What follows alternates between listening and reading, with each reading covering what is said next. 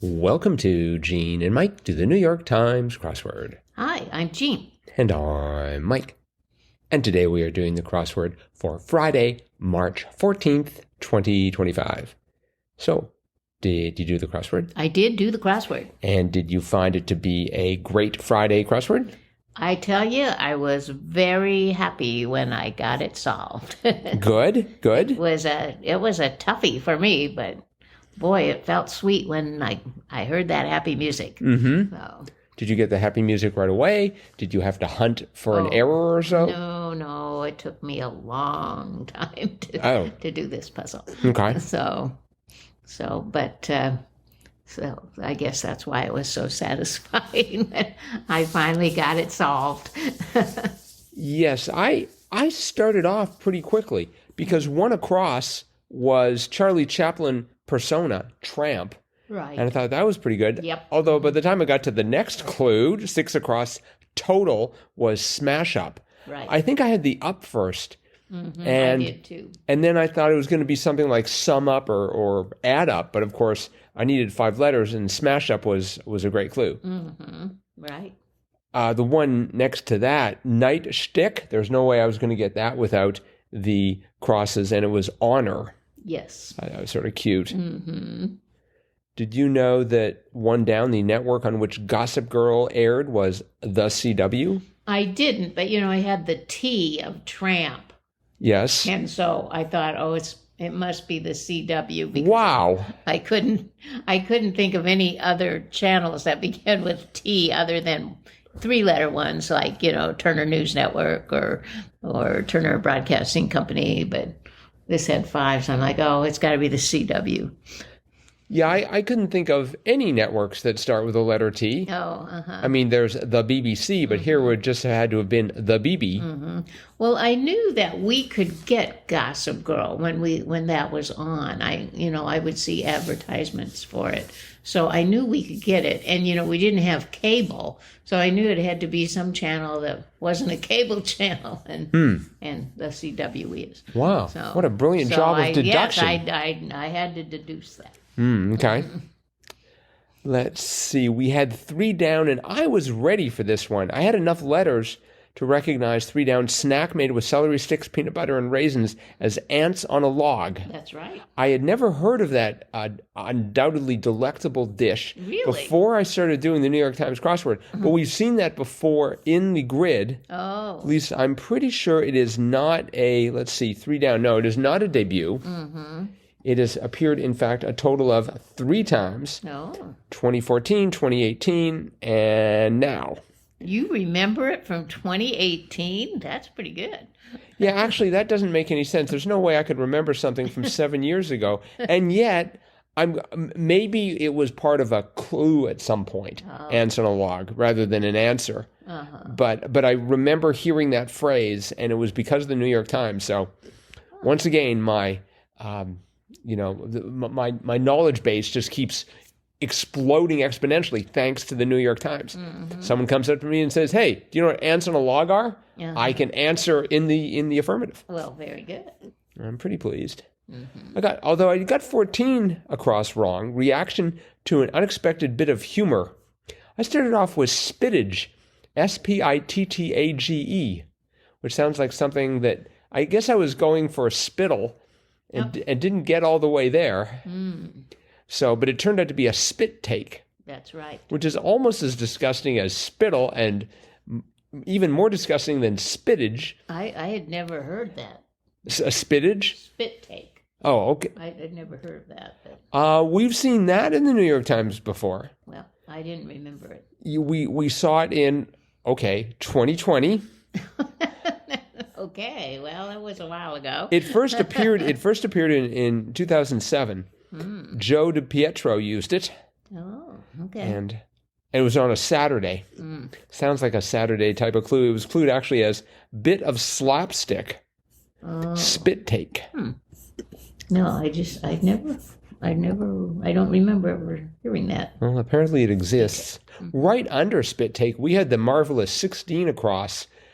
Hurdles before some touchdowns, re-entries. Oh, yes. That took me a long time. Mm-hmm. So Because I'm sure you were, as they were hoping, fixated on touchdowns as in football. football, yeah. I'm like, what could that be? Yeah. You know, I was thinking fourth downs, or I was just trying to think of what a hurdle before a touchdown would be. But Yes. yeah, Sort of like defensive end. Would that be it? Somebody have to jump over? Yeah, I thought of that too. Oh, okay. But anyway, yes, re-entries. That was a great one. Yeah. And beneath that, although slightly to the left, we had 18 across. Subjected to a waiting game militarily was sieged. Right. I thought it was going to be besieged. Oh, And I sort of started to wobble when I had to spell sieged. It's like, I know it's I before E except after C, but I think there are like some exceptions to that rule. there were a few. And so I was thinking it was going to be SEIGED. And then I stared at it for a bit and decided, no, it should be I before E. Well, that rule will now apply. Right. And then we had 16 down. This was magnificent. Classic pickup lines familiarly was REOs. Yes. That was terrific. Uh-huh. And the one next to it, I knew this one. Or at least I think I knew this one. 14 down, the Beehive State Flower, Sago. Right. We've seen that before in the grid. we have and you seen that. explained it to me before. Right. Mm-hmm. So, wait, I'm going to look at the date. It's probably like 2007. Uh-huh. No, this was actually July of 2024. Yeah. Uh-huh. So it actually reached its heyday. It was used 7 times in about 1952, and it was clued then as State Flower of Utah. Okay. So I guess there's not a lot you can do with Sago. You could say game manufacturer misspelled. You could. Boy, I bet that doesn't get into the New York Times, that No, clue. Probably not. No. Unless you had a whole crossword, the theme was misspelled words. Oh, that would be brutal. Well, if you were trying to set a record for the number of wordplay complaints, that could do it. Mm-hmm. I liked 21 across, although it stumped me. Question to one's best friend, maybe. Who's a good boy? Yes. I was like, oh. That was... That best friend. Oh, yeah, exactly. Right. Because I was thinking, what would you ask your best friend? It's like, does this make me look fat? Yeah. Who's a good boy? Mm. Did you know 24 across spread underneath that? Fraser's brother on Fraser, Niles? Yes, I knew that. You knew that? Mm-hmm. I did not know that. Mm-hmm. Oh, I did not know the one below that. Big Orbiter, 29 across. What did you put down? Planet. Really? Yep. I put down SpaceX. Oh. I was, and the A, yes, the A worked and the E worked. Mm-hmm. So 2 out of the 6 letters were correct. Uh-huh. Mm-hmm. The others weren't. I had the A and the E and the N. So I'm like, well, it's got to be planet. See, I didn't have the N because 22 down, some rise by blank and some by virtue fall. It was Shakespeare. And I had wit. Oh, no. Some rise by Sin. wit. Right. Mm-hmm. Some rise by sin and some by virtue fall. It had to be something sort of opposite of virtue, I decided. You said that so well. I felt like I was right there in a Shakespeare play when you said that. There we are sitting in the Globe Theater. In the Globe, yes. I had a lot of trouble on the right side of the crossword in the center. 31 across was rock band with the 1990s hit Fly and Every Morning, Sugar Ray. Sugar Ray. That's a rock band? I didn't know that. No one told me that. Mm-hmm. I need to be told these things. Mm-hmm. And that meant that I was having, because I think I had the word sugar, and I wasn't quite sure where to go with it. And 26 down was coolly disregard, brush aside. Yep. Well, at one point for 25 across, where hips do lie, I had rose tea. Oh, and so, because they do use rose hips and tea. Right. And I had T, 2 blanks, and an SH. And I thought, trash aside is how you coolly disregard someone. Oh. And it's like, that doesn't sound quite right. And then I finally, because I was just in love with rose tea, it's just like, well, there's the answer right there. And finally I got rid of T, and I saw, it's brush aside. That's the adage. So. Yeah, I had rosebud. I think to myself, it's a rose, and then when it falls, then that rose hip is left. But Wow. And so I had a lot of trouble with like 27 down, loosen, It turned out to be E's because it wasn't a U at the beginning; it was an E. And so, I had sugar and R and Y because I was pretty sure 28 down Tanner's stock was dyes, but I was having a lot of trouble in that area as well because I did not know SUGARRAY. Right. I had no idea it was dyes. At first I was like a tanner. It's just like, isn't that where they take horses to do them in? Or that might be I thought it was something like a tanner or tannery. I don't know. Anyway, I just, the word dyes didn't come to me. But if you're actually going to a tanning booth, they give you dyes? I thought you were supposed to. No. This is a different kind of tanner? I think, I think it's somebody who works with hides, creates things out of hides. Oh, okay. So they might dye them. But not horse hides. Well, no, probably cow. Oh, okay. I thought these were people like you go to the tanning booth and then they give you some dye so you can. Oh. And it's like you were just there in the tanning booth. What's the point of the dyes? I don't think so. and now I understand. By the way, for 27 down, what words did you come up with that started off UY and meant loosen? Well, no, it was just the U was okay. In the 27 down. But then I didn't have anything else under that. So see, I could have. I was thinking undo. I was about to say yes, but that didn't work. Nope, it couldn't. Mm-hmm. It couldn't because it was wrong. Yeah. Yep. And you had 35 across. Trade on was use. Mm-hmm. I got that, and I'm like, that seems sort of suspicious, but it turned out to be right. Yep. Mm-hmm. We had 40 down. 40 down was if I can pronounce this correctly, probably not, the Truffala forest logger in the Lorax, the Onceler. Yes, Onceler. Did you know the Onceler? No, I did not. Oh, okay. But thankfully, I knew the rest. I was able to get it from the crosses. All the crosses? Mm-hmm. One of those crosses was 44 cross. Bench press? Put me in, coach. That's right. That was great. That was another wonderful clue. Yes. Fits in right there with Who's a Good Boy. Uh-huh. I know they don't have a theme traditionally on a Friday, but it seems to me based on those two answers, the theme is the really long answers will be fantastically punny and great. Uh-huh. Well, and there's another one with 53 across. Not learn one's lesson, skip class. Yes. Boy, 48 down. Española por ejemplo was Ila. Did I say anything right in that last sentence? How about 48 down? Did I get that part right? Española por ejemplo. See, I thought it was going to be like the name of a ship, the Española. Oh. Are you familiar with the Española as a ship? No. Yeah, me neither. I just thought it might be a ship. Mm-hmm. And I understand it was that, for example. Yes. So what is Española? An island? Yes. Anywhere near Spain? It's English is Hispaniola. Hispaniola. I think it's closer to us. Closer to. I don't even know if it's called that anymore. But anyway, I think it was discovered by the Spanish, so they called it Hispaniola. Something Spanish. That's good. Makes sense. Not read thoroughly was skim. Mm-hmm. I got that one right away. I was pleased to see. Oh, and the one next to that, 50 down, variable in the Schrodinger equation, time. Time, yes. I was like, oh, great. Now I need some Greek letter. I have no idea which one. It was starting with a T, and there's like tau with two U's, no. but time. Mm-hmm. Do you know the rest of the Schrodinger equation? I don't. Oh, okay. I don't. And I only knew time because I had some of the crosses. I don't even know how to spell Schrodinger, and I'm looking at the word right now. There it is. There's some sort of rash above the second O. No, that might be the first O. Mm-hmm. So I can't even read it. Okay. There isn't a second O. What? You don't know how to spell it, do you?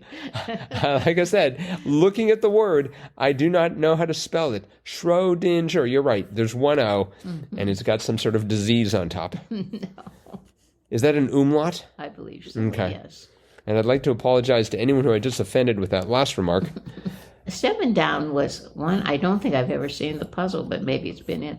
Beyond comprehension, mind-boggling. I love that. I think I tried mind-blowing. Oh, uh-huh. but it didn't fit. Mind-boggling. It took me a while, but I thought, oh, great answer. 34 down, gentleman's agreement. Yes, m'lady. That was cute. I just like the "m" in there. Yes. And we had 55 across. Places for scheming, layers. That's right. I got that right off and was sort of pleased. Good. Mainly because I couldn't think of any other word that might go against it. 56 down, suffix with oct. I wanted to be an octet, but it had 3 letters, and it turned out to be octane. A-N-E was the suffix. That's right, yes. So, all right. Well, this I also like 19 down. Remark from a celebrity lookalike. I get that a lot. Yes. It took me a while to get enough of that, because who's a good boy just wasn't coming to me. But I saw enough letters and filled it in, and that was also another inspiring answer there. Yep. So this was by Brandon Copy, and it was great. His 19th crossword, and he tends to, let's see, he's done 1 Monday, 0 Tuesdays, 7 Wednesdays, 3 Thursdays, 4 Saturdays, and 4 Fridays, 2 Saturdays, and 2 Sundays. Yeah, he's pretty versatile. Yep. He hasn't done a Tuesday yet, but he's done every other day of the week. And it looks like he likes to work on the sort of the harder side of the week, I guess. Yeah. But great clues. Very good. I think 5 squares on the Jam CR scale. I would say so. All right. It is unanimous. Now it is Friday. Yes, it is. Which means it's time for Fun Fact Friday. Do, do, do, do, do. And do you have a fun fact for Fun Fact Friday? I do have a fun fact, and this comes from yesterday's puzzle, where we had the double dipping. Right. But there was one double dipped clue that was 16 across, aired in multiple places at the same time. And the answer was simulcasting. I remember that. Yes. Well, I thought I would just look up simulcast and find out a few fun facts about it. Oh, very good. Simulcast is a portmanteau of simultaneous broadcast, and it is the broadcasting of programs or events across more than one resolution, bitrate, or medium, or more than one service on the same medium at exactly the same time, that is, simultaneously. So, for example, Absolute Radio is a simulcast on both AM and satellite radio. Likewise, BBC's prom concerts were formerly on BBC Radio 3 and BBC Television. So there's another application that is the transmission of an original language soundtrack of movies or TV over local or internet radio, with the television broadcast having been dubbed into a local language. Or it could be something like a sports game, like the Super Bowl 58 was simulcast on multiple television networks at the same time. So it can mean a variety of different things. Okay. But in the earliest days, it meant that, well, the earliest idea that was ever simulcast was in 1926. Whoa. When in the BBC had a broadcast of the Holly Orchestra concert from Manchester using the wavelengths of regional stations and a station in Daventry. And oftentimes they would transmit the same program on the national service as well as the regional network. So that's another use of simulcast. And that word, actually, the word simulcast was coined in 1925. Yikes. So anyway, but the thing that I found most interesting about it was before they had stereo TV sound transmission, they would broadcast something on the television and then have the sound of it also on the radio. So you could tune into the radio and turn on the television and it would give you a stereo sound. I never knew they did that, but the first time they did it was in 1970 with a Grateful Dead. 1970? Yeah, with the Grateful Dead and their concert, Great Canadian Train Ride. It was a live concert with an FM simulcast. Also in 1970s, WXPI in Pittsburgh broadcast a live Boz Scaggs concert performance, which had the audio simultaneously broadcast on 2 FM radio stations, so you could create quadraphonic sound if you had 2 radios to play it. So I just thought that was great. I did not know that happened. But then also a couple years later, Van Morrison's London Rainbow concert was simultaneously broadcast on BBC 2 TV and on Radio 2. So you could turn on your TV and radio and get this wonderful stereo sound. So with another kind of interesting fact about it was in Australia in 1980, they started doing this with movies. Musical movies like the Rocky Horror Picture Show and the Blues Brothers, when they were first aired on TV, you could also like plug in your receiver from your stereo and play a simulcast, to get that wonderful stereo sound. They also did it with the final concert of Elton John and with the Melbourne Symphony Orchestra. Okay. Probably the most famous simulcast that I've ever heard of was the Live Aid concert. And that was a simulcast that it was shown on many, many television networks and local FM radio stations at the same time. And that was in July of 1985. I see. So, and then finally, they're sort of simulcasting into the gaming systems. Nintendo utilized a simulcast to provide enhanced orchestral scoring and voice acting for its first ever integrated radio game, the Saddle View video games. So it's even used in video games. But those are just a few fun facts about simulcast. Simulcast. All right. Well, there was something else in that crossword, and we got fan mail about it. Oh, really? And this is from, they don't actually give us names. No. So it appears to be from 8741, one of our best friends. And it says, they may be, we just don't know. They're from Florida. They are from Pompano Beach, or Pompano Beach in Florida. And it says, the double dip shapes, triangles spelled chips, circles spelled salsa. I missed it too until I read Rex. Oh, I didn't even notice that. Yeah. Right. That would be Rex Parker, by the way, who does a who does a blog. I think daily. Yes, and so that makes sense for the double dip. You're dipping into the chips, I guess, or you're dipping into the salsa. Chips into the salsa twice.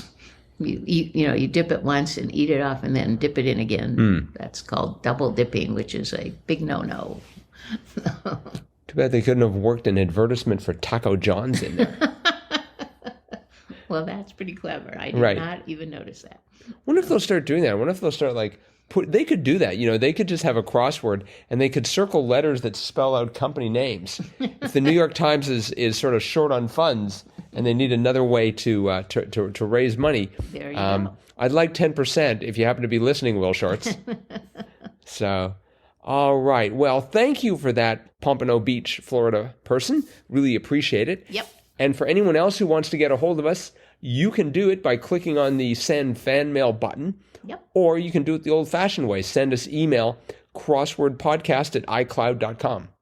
On our Facebook page, you can also probably do something magical to get a hold of us from there. Otherwise, that is it for today. We will be back again with our cutting-edge analysis of what is undoubtedly going to be the hardest crossword of the week, Saturday. We will be back to talk about that tomorrow. Bye-bye.